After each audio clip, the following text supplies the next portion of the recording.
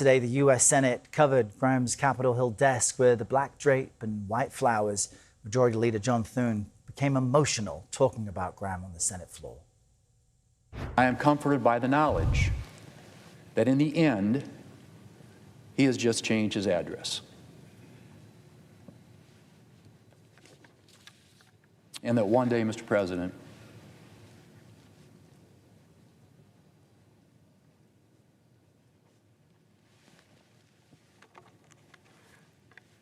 we will laugh together again.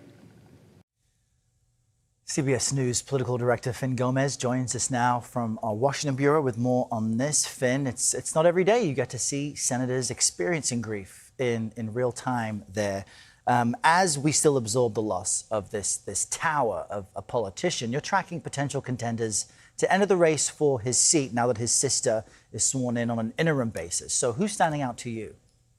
Yeah, Errol, really powerful moment there by Senate Majority Leader Thune, of course, great ally and friends with Senator Graham. And yeah, you're absolutely right. South Carolina Republicans are still giving themselves some time to grieve the passing of Senator Graham. But behind the scenes, the jockeying has already begun, Errol. CBS News has learned former South Carolina governor and former UN ambassador Nikki Haley has been flooded with calls urging her to run for the seat. But a spokesperson tells me that she has no plans to run for office at this time.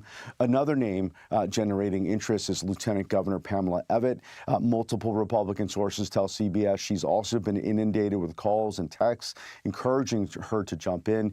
She was endorsed, if you recall, Errol, by President Trump and Governor McMaster in that gubernatorial primary, but lost badly to Attorney General Alan Wilson after he was also endorsed by President Trump ahead of that runoff.